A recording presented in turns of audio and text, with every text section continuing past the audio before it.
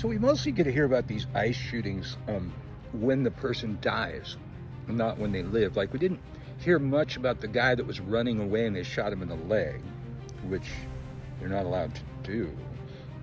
This woman here, an American citizen, last name is Martinez, was shot 5 times by ICE, and as such, they lied, said she was a domestic terrorist, tried to attack them with her car.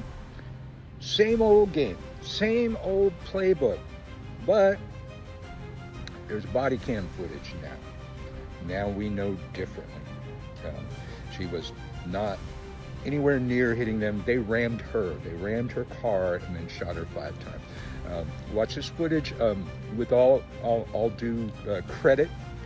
I borrowed this from Jesse Dollemore, but it is CNN's report on, I believe it's Anderson Cooper, on the Anderson Cooper show. Check out this clip. This is newly released body camera video. A team of 3 Border Patrol agents is driving through a Southside Chicago neighborhood. 2 have guns drawn. Marimar Martinez, an American citizen and school teacher, is driving next to them, honking her horn, warning people to the presence of federal immigration enforcement. Another vehicle is behind the agents, also honking the horn. All right, it's time to get aggressive and get the out, because they're trying to box us in. It all happens in seconds. All right, you're fine now. All right, out of the car. Be advised, we've been struck, we've been struck. Get out. Martinez was shot 5 times and survived. In this surveillance video, you can see the front of the agent's SUV come to a stop. 4 seconds later, Martinez's silver Nissan drives off, she says, fearing for her life. The Department of Homeland Security was quick to accuse her of attacking federal law enforcement, saying Border Patrol agents were, quote, ambushed by domestic terrorists that rammed federal agents with their vehicles. FBI Director Kash Patel posted on social media about the incident, quote, attack our law enforcement and this FBI will find you and bring you to justice. The post also included a link to video of a car ramming, but it had no connection to Martinez's case. And the body camera video tells a different story. In the lead up to the collision, you hear agents say they are going to collide with Martinez. We're going to make contact and we're boxed in. And just before the moment of impact, it's Agent Charles Exum who sharply turns his steering wheel in the direction of Martinez. Proof, according to her attorney, that they hit her vehicle, not the other way around. And as for the claim of being boxed in, this surveillance video calls that comment into question, with nothing in the path ahead of the border agent's vehicle. The court also released text messages and emails from after the shooting, including one message from Border Patrol Commander Gregory Bovino, just hours after the incident, offering to delay the retirement of Agent Exum, who shot Martinez. In light of your excellent service in Chicago, you have much left to do. And then a text message exchange between Agent Exum and someone whose name was redacted. Are they supportive? Someone asked. Big time.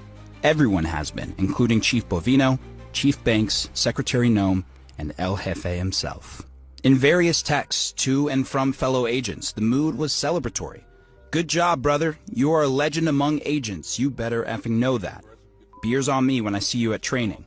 That's awesome. You did real good. Damn it, man. Good shooting. The day after the shooting, Martinez was indicted. According to the complaint, she, quote, forcibly assaulted, resisted, opposed, impeded, intimidated, and interfered with an officer of the United States. After her attorney viewed the body camera footage and other evidence emerged that undermined the government's version of events, prosecutors made an extraordinary move and asked the judge to drop their own case. The judge agreed, but not long after, she told me the shooting still haunts her. Okay, now this is one of the things that sets us aside from some of the other networks where everybody's a lawyer. One of the things I am, in addition to a lifelong activist, I'm an ex-cop.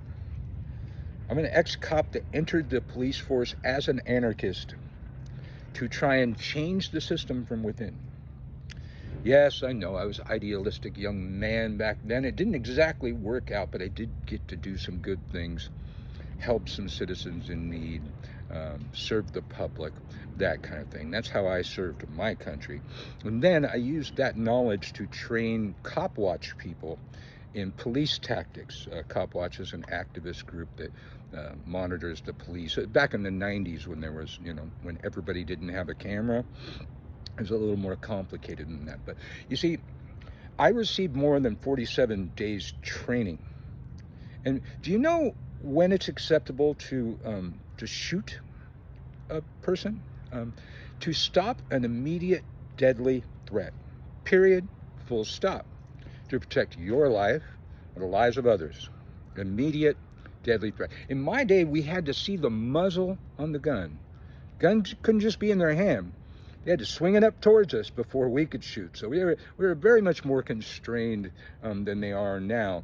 But what you didn't do is unload your gun into somebody unless you wanted them dead. And I was trained that in the academy. Dead people don't sue. So if you do accidentally shoot somebody, make sure that they don't live. So this is not a lack of training on ICE's part. This is policy. This type of shooting, this type of terrorism that they're doing to people. You know what doesn't stop the deadly threat of a vehicle? Shooting the driver. That makes a more of a deadly threat and endangers people. We saw Renee Nicole Good go, somebody told me she was going 20 miles an hour when she went at the cops. Like, no, she was going 1 mile an hour. And then after the cops shot her, as tends to happen, people slam on the gas, and then she went about 20 miles an hour until she hit that pole. I was trained not to shoot at a moving vehicle. Period.